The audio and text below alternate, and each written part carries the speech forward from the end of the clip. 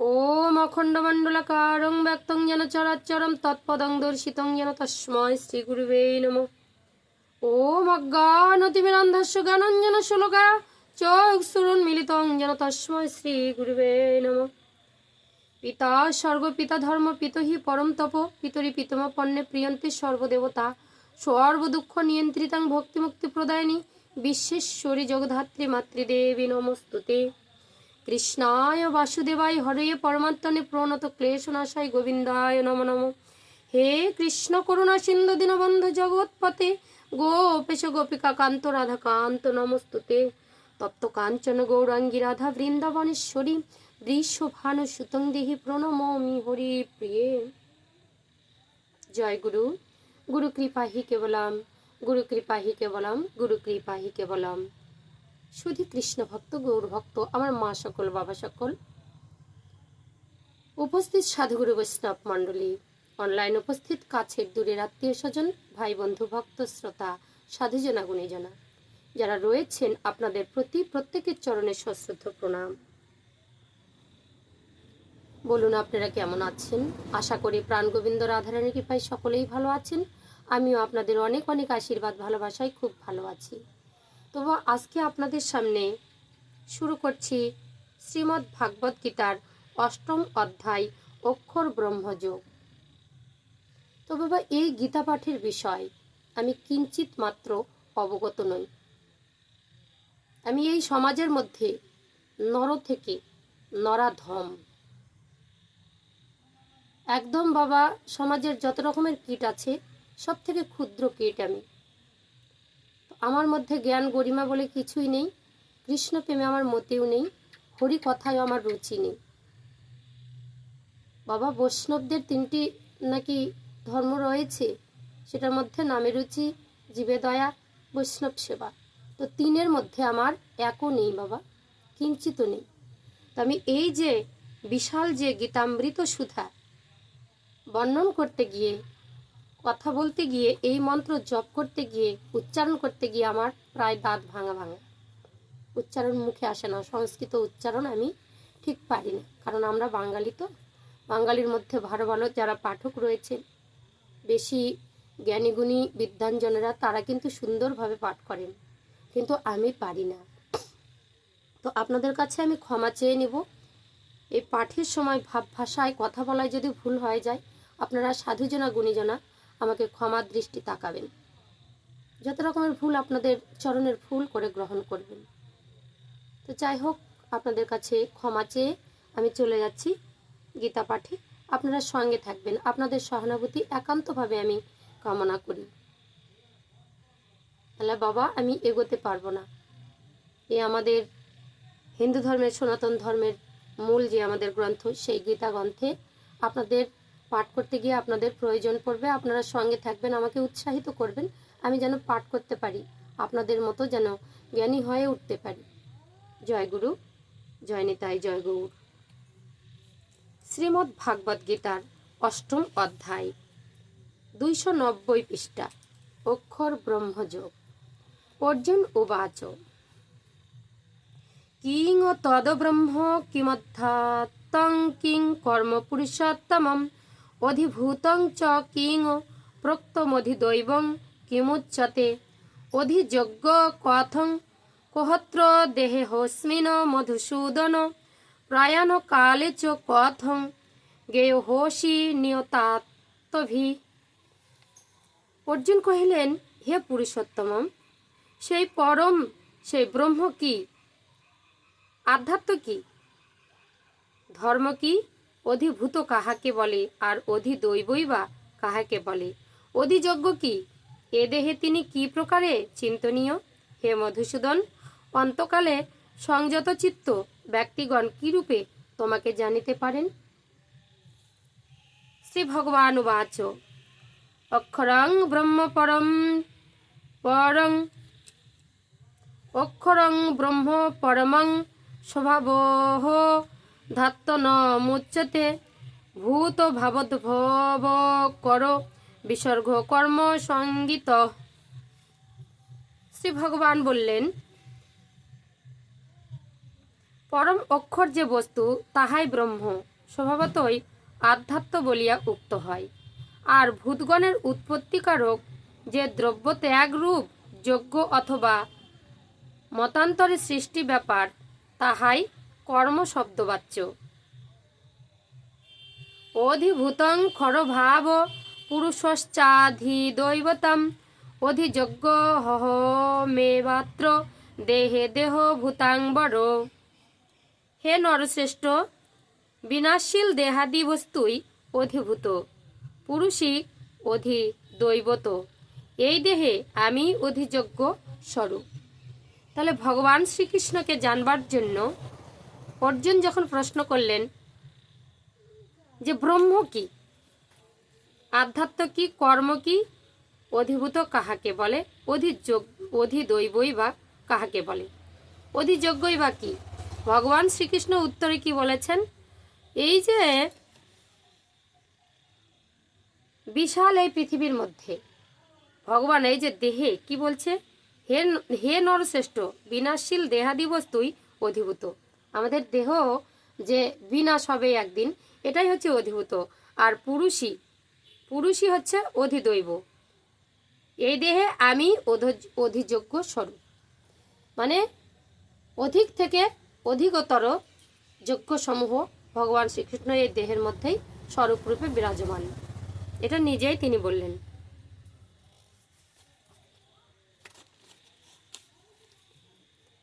অন্তকালে চ মামেব শরণং মুক্তা কলেবরম ইয়ো প্রয়াতি স মদ্ভাবং ইয়াতি নস্তত্র সংচয়। যিনি অন্তকালে আমাকেই স্মরণ করিতে করিতে দেহ ত্যাগ করিয়া প্রস্থান করেন, তিনি আমারই ভাব প্রাপ্ত হন, ইহাতে সংশয় নাই। তো আমরা এই কথাটা বারবার বলতেই থাকি, অন্তকালে ভগবান শ্রীকৃষ্ণর নাম যদি স্মরণ করতে করতে দেহ ত্যাগ করা হয়, তিনি অন্তিমে ভগবান শ্রীকৃষ্ণের চরণে ঠাঁই পান। তো কি বলে, তিনি আমারই ভাব প্রাপ্ত হন, ইহাতে সংশয় নেই। তাহলে বহু জন্মের পূর্ণ ফলে, বহু জন্মের আগের জন্মের সংস্কারের ফলে এই জন্মে কিছু যদি সংস্কার করে থাকি, তাহলে এরকম গীতারূপ আমরা আশ্রয় করতে পারি, আমরা বলতে পারি, গীতাতে আমরা অধিকার পাই। তাহলে আমার মৃত্যুকালে যদি আগের থেকে অভ্যাস না থাকে, কোনোদিনে আমরা কৃষ্ণ নাম বলতে পারবো না।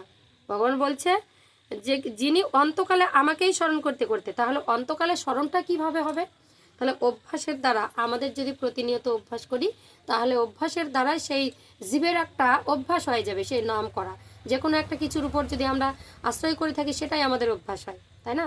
মুখে এমন এমন ব্যক্তি আছে সবসময় হরে কৃষ্ণ হরি বল বলেই থাকি। তো এগুলো অভ্যাসের দ্বারাই, এক জন্মের পূর্ণ ফলে কখনোই নয়, তাই তো?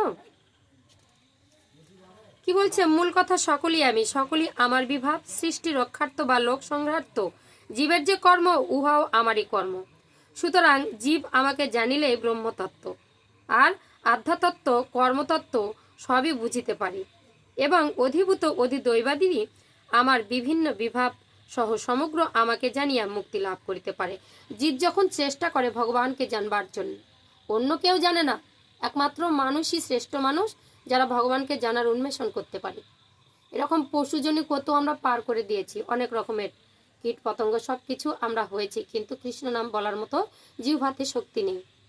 কিন্তু মানুষ হয়ে যখন আমরা জন্মগ্রহণ করেছি, যখন ভগবানকে জানবার চেষ্টা করি, তখন সেই তত্ত্বটা আমরা জানতে পারি, ব্রহ্মতত্ত্ব, আধ্যাত্ম, এগুলো সব কিছু আমরা বুঝতে পারি। তো সেটাই ভগবান বলছে, এই দেহের মধ্যে তিনিই সব। তো এগুলো যদি আমরা জানতে পারি, তাহলে এখানে কি বলছে, মুক্তি লাভ করিতে পারে সেই জন ব্যক্তি। ইয়াং ইয়াং বাপি শরণ ভাবং ত্যাজতান্তে কলেবরম তং তমে বৈতি কুন্তেয় সদা তদ্ভাব ভাবিত তস্মাৎ সর্বেষু কালেষু মামনুস্বর যুদ্ধ চ মজ্জর্পিত মনোর্বুদ্ধি মামে বৈশ্বসংশয়ম। এখানে কি বলছেন, যিনি যে ভাব স্মরণ করিতে করিতে অন্তকালে দেহত্যাগ করেন, হে কুন্তেই, তিনি সর্বদা সেইভাবে তন্ময় চিত্ত থাকায় সেই ভাবই প্রাপ্ত হয়। যেই ভাব স্মরণ করতে করতে আমরা দেহ ত্যাগ করি, সেইভাবেই আমরা পরের জন্ম নিয়ে আবার প্রাপ্ত হব। এটা ভগবান এখানে বলছেন। অতএব সর্বদা আমাকে স্মরণ করো এবং যুদ্ধ করো, স্বধর্ম পালন করো। আমাতে মন ও বুদ্ধি অর্পণ করিলে তুমি নিশ্চয়ই আমাকে প্রাপ্ত হইবে। ভগবানকে হাতছাড়া করা যাবে না। যদি ভগবানকে আমরা অভ্যাস করে ফেলতে পারি গীতা পাঠের মধ্যে দিয়ে, নামের মাধ্যম দিয়ে, তাহলে সেই সময় কিন্তু আমরা বলতে বলতে দেহ ত্যাগ করতে পারবো অন্তিমকালে। তখন ভগবান বলছে সেটা যদি অভ্যাস করতে বলছে, এরকম যদি বলার অভ্যাস হয়, তাহলে আমরা মৃত্যুকালেও সেটা করতে পারবো, আর তখনই কিন্তু ভগবানকে লাভ করতে পারবো। এটাই গীতাতে বলেছেন। অভ্যাস যোগ যুক্তেন চেতসা নান্যগামিনা পরমং পুরুষং দিব্যং ইয়াতি পার্থানু চিন্তয়নং কবিং পুরাণ মনুশাসিতরম অনরণীয়াং সমন্বসরেদয় সর্বস্ব ধাতার মচিন্ত রূপমা দীপ্তবর্ণং তমস পরস্তাত প্রায়ণকালে মনসাহ চলেন ভক্তযুক্তা যোগ বলেন চৈব ভ্রুবর মধ্যে প্রাণমাবেশ্য সম্যক সত্বং পরং পুরুষ মুপৈতি দিব্যম। কি বলছে? এই জন্য কর্মকে ছাড়িয়ে দেওয়া আবশ্যক। তো ইহার বিরুদ্ধে গীতাশাস্ত্রে সিদ্ধান্ত এই যে স্বধর্ম অনুসারে যে কর্ম প্রাপ্ত হওয়া যায়, ভগবতুক্তের সেই সমস্ত নিষ্কাম বুদ্ধিতে করিতে থাকা আবশ্যক, এবং এই সিদ্ধান্তই এই শব্দসমূহের দ্বারা ব্যক্ত করা হইয়াছে যে আমাকে সর্বদা চিন্তা করো এবং যুদ্ধ করো। গীতা রহস্য লোকমান্য তিলক এই কথা বলেছেন। তো 8 নম্বর শ্লোকে ভগবান কি বলছেন? হে পার্থ, চিত্তকে অন্য বিষয়ে যাইতে না দিয়া পুনঃ পুনঃ অভ্যাস দ্বারা উহাকে স্থির করিয়া সেই দিব্য পরম পুরুষের ধ্যান করিতে থাকিলে সাধক সেই পুরুষকেই প্রাপ্ত হন। বলছে কি, অন্য চিন্তা বাদ দিয়ে আমাদের কি কি চিন্তা হয়? আমাদের নানা রকমের চিন্তা হয়। বিষয় বাসনা, রোগ শোক জরাব্যাধিতে জরাজীর্ণ হয়, সংসার বাসনায়, সংসারের চিন্তায় আমরা অটুট হয়ে যাই। তো বলছি সমস্ত কিছু চিন্তা বাদ দিয়ে আমার উপর সব কিছু ন্যস্ত করো। আমি একদম কিচ্ছু জানি না, আমি কলম দিয়ে দিলাম, যা করবে তুমি করবে, তুমি ভিন্ন আর কিছু নয়। এইভাবে ভগবানকে যদি অভ্যাস করা যায়, তাহলে কি হবে? সেই দিব্য পরম পুরুষের ধ্যান করিতে করিতে থাকলে সাধক সেই পুরুষকেই প্রাপ্ত হন। ভগবানকে পাওয়া কি সহজ কথা? আমরা সবাই তো মুক্তির সন্ধানে ছুটেছি, কিন্তু কেউ জানি না কিভাবে তার সন্ধান করব। এখানে গীতাতে ভগবান বলল, সেই বিষয় অন্য বিষয় ছেড়ে দিয়ে ভগবানের চিন্তা করো, যা কিছু হচ্ছে হতে দাও, কিন্তু সে আছে এই কথাটা আমাদেরকে ভাবতে হবে, তারই চিন্তা করতে হবে। কি বলছে 9 নম্বর 10 নম্বর শ্লোকে? সেই পরম পুরুষ সর্বজ্ঞ অনাদি সর্বনিয়ন্তা সূক্ষাতি সূক্ষ্ম সকলের বিধাতা অচিন্ত স্বরূপ আদিত্যবৎ স্বরূপ প্রকাশক প্রকৃতির অতীত, যিনি মৃত্যুকালে মনকে একাগ্র করিয়া ভক্তিযুক্ত হইয়া যোগবলের দ্বারা প্রাণকে ভ্রুযুগলের মধ্যে ধারণ করিয়া তাহাকে স্মরণ করেন, তিনি সেই দিব্য পরম পুরুষকে প্রাপ্ত হন। তো আমরা যোগ, যখনই আমরা এই যে বলেছিলাম দেহ সাধনার বিষয়টা বলেছিলাম না, যে মনকে ভ্রুযুগলের মধ্যে স্থাপন করে যদি নাম জপ করতে পারি, ধ্যান করতে পারি, তাহলে মন শান্ত হয়, ভগবানের প্রতি প্রীতি লাভ হয়, ভক্তি উৎপন্ন হয়। তো এটা আমার কথা নয়, এটা গীতাতেও আছে এই দেহতত্ত্ব কথা, শুধু আমার কথা নয়, এখানে ভগবান শ্রীকৃষ্ণ নিজে বললেন যোগ ও বলের দ্বারা। তো যোগ বলের দ্বারা প্রাণকে ভ্রুযুগলের মধ্যে স্থাপন করে তার নাম স্মরণ করতে বলেছে। স্মরণ করেন, তিনি দিব্য পরম পুরুষকে প্রাপ্ত হন। সেই দিব্য পরম পুরুষ আর কেউ নয়, তিনি হচ্ছেন ভগবান শ্রীকৃষ্ণ। যাই হোক, আজকে আমি গীতার এই 10 নম্বর শ্লোক পর্যন্ত বিশ্রাম রাখবো। তো এরপরে একটু আমরা গীতা মাহাত্ম্য শ্রবণ করে নেব। গীতা মাহাত্ম্য শ্রবণ না করলে গীতা পাঠ বৃথা যায়, আপনারা সবাই জানেন। যাই তাই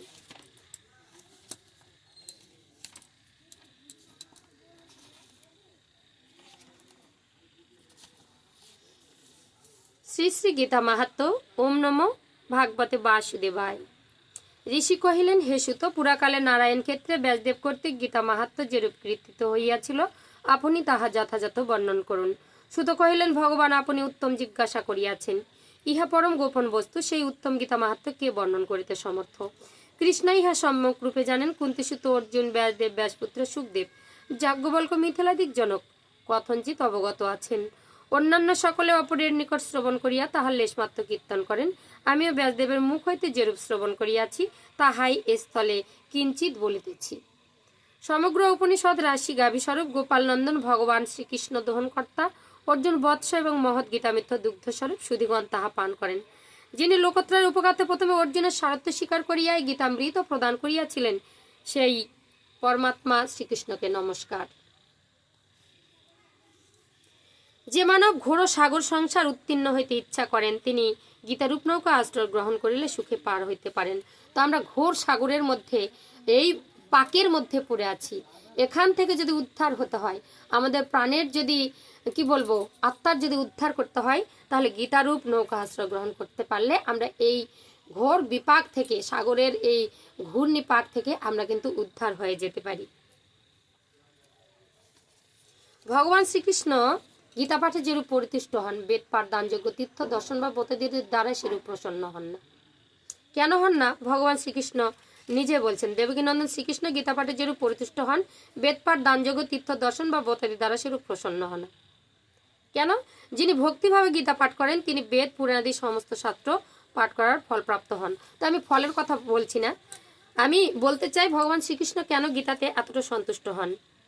ভগবান শ্রীকৃষ্ণ নিজেই বললেন, হে পার্থ, গীতায় আমার হৃদয়, গীতায় আমার সর্বস্ব সার, গীতায় আমার অদুগ্র এবং অব্যয় জ্ঞান স্বরূপ, গীতা আমার উত্তম স্থান, গীতা আমার পরম পদ, গীতা আমার পরম গুজ্জ, গীতা আমার পরম গুরু, গীতা আশ্রয়ে আমি থাকি, গীতায় আমার পরম গৃহ, গীতা জ্ঞান আশ্রয় করি আমি ত্রিজগৎ পালন করি, গীতা আমার ব্রহ্মরূপা পরমবিদ্যা, গীতা সংশয় নাই, গীতা অর্থমাত্র রূপিণী, নিত্য অনির্বাচনীয় জ্ঞান স্বরূপিণী। হে পাণ্ডব, আমি গীতার গুজ্জ নাম সমূহ বলিতেছি, শ্রবণ করো। ওই নাম সকল কীর্তন করিলে তৎক্ষণাৎ সমস্ত পাপ বিনষ্ট হইয়া যায়। বলুন ভক্তগণ, গঙ্গা, গীতা, সাবিত্রী, সীতা, সত্যা, পতিব্রতা, ব্রহ্মবলী, ব্রহ্মবিদ্যা, ত্রিসন্ধ্যা, মুক্তিগেহিনী, অর্ধমাত্রা, চিতানন্দা, বভগ্নি ভ্রান্তি নাশিনী, বেদত্রয়ী পরানন্দা, তথার্থ জ্ঞান মঞ্জুরি। জয় গীতা, জয় গীতা, জয় গীতা। যে ব্যক্তি স্থির চিত্তে প্রত্যহে এই নাম সকল জপ করেন, তিনি ইহলোকে নিত্য জ্ঞান সিদ্ধি এবং অন্তে পরমপদ প্রাপ্ত হন, এতে সন্দেহ নাই। তাই একবার বলুন, জয় গীতা, জয় গীতা, জয় গীতা, জয় জয় শ্রী রাধেশ্যাম। হরে কৃষ্ণ। আজকের পাঠের বিষয় এখানেই সমাপ্ত রাখলাম।